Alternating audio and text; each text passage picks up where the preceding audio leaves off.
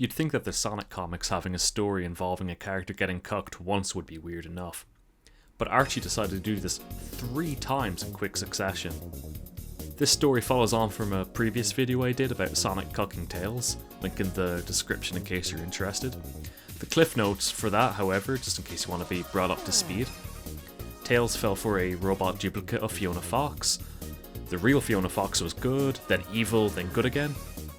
And Sonic cockblocked Tails for his own good, and then somehow ended up in a relationship with Fiona Fox. Similar to the previous video, I'll need to explain who the fuck this anti-Sonic guy is, but first, we have to talk about parallel universes. Originally, Anti-Sonic was just used in a one-shot issue back in issue 11. At the time, there were far less issues related to an overall narrative to the story. It was more episodic at the time. In a rush to stop Robotnik's latest scheme, Sonic opts to casually take a shortcut through the interdimensional subspace known as the Cosmic Interstate. In Looney Tunes fashion, however, he takes a wrong turn at Albuquerque and winds up in a bizarre alternative universe known quite amazingly as the Reverse Universe. In this place, Robotnik is a good guy, a kindly vet who tended to injured critters, while Sonic's counterpart was a bully. With a little help from Kintober, that's Alucard spelled backwards, Sonic defeats his evil self and returns home to save the day there too. A few issues later, in issue 19, a new parallel universe Sonic appears in his own one, a half-roboticized Sonic. He asks the OG Sonic, who he refers to as Sonic Prime, for help as his universe has fallen to an even eviler menace, Robo-Robotnik. Realizing that things are beyond fucked for this guy, Sonic has a eureka moment. If he has an evil counterpart, then he probably has an infinite amount of variance in the multiverse. Sonic teams up with, well, Sonic, and Rocky Sonic, and Batman Sonic, you know, all the Sonics really, to take down Robo-Robotnik, who reveals his ace in the hole. You see, he was 4 parallel universes ahead, and already recruited evil Sonic to help craft a giant robot. Spoilers though, the Sonics win. Sometime later, evil Sonic decided to get revenge on Sonic Prime by going to the Prime universe, known as the Prime Timeline, with his gang of evil freedom fighters. They impersonated the main characters and terrorized the civilians, while the real freedom fighters were busy dealing with something else that was going on. They get wrecked in the end though. Evil Sonic leaves, declaring that things were far from over. Evil Sonic then popped up as a minor villain every here and there, especially in stories that involve the multiverse in some way, for example the crossover episode with Sabrina the Teenage Witch.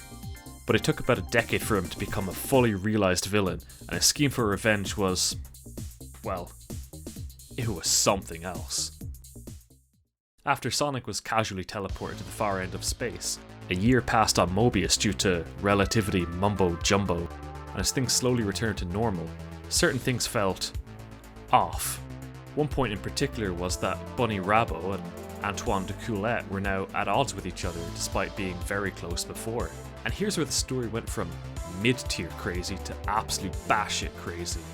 You see, Antoine was a cowardly, friendly, relatively unambitious person, so his anti-self, named Patch, wound up being a brave, conniving badass, and he concocted an absolutely ludicrous plot for revenge. He knew that Anti-Sonic could casually travel to the main universe at any time he felt like, and from previous stories he learned that people have a really hard time distinguishing between the Prime universe and the Reverse universe characters.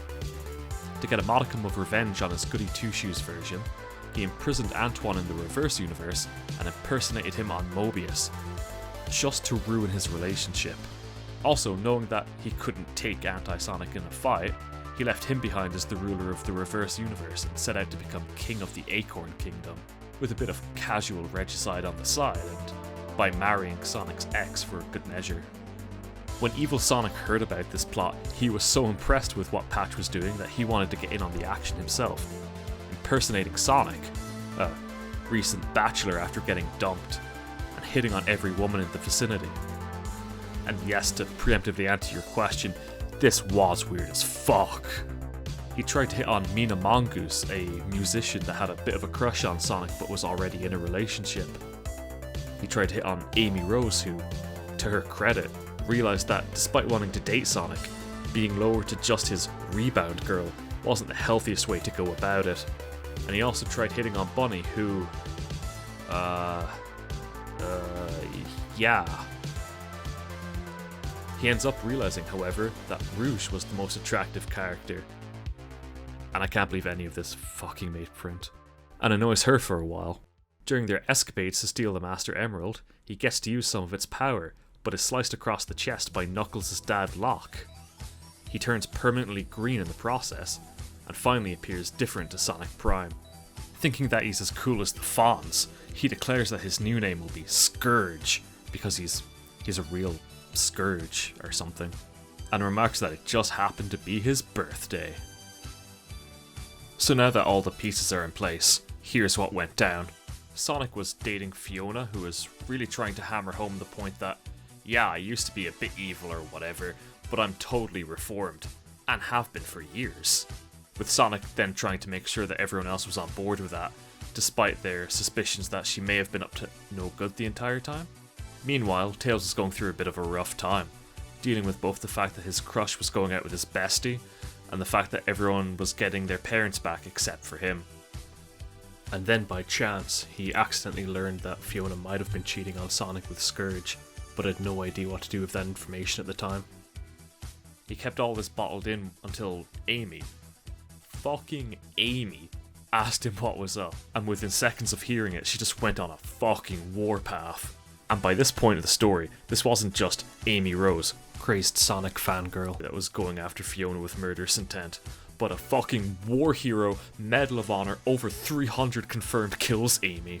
But to her credit, Fiona holds her own while initially feigning ignorance as to what Amy was yelling, but she just couldn't resist pouring a bit of gasoline on the fire, taunting Amy about how Sonic would never believe her over Fiona anyway, so what was the point in all of this? Unfortunately for her though, Sonic overheard this and actually admitted that, yeah, he probably would have believed Amy in this scenario.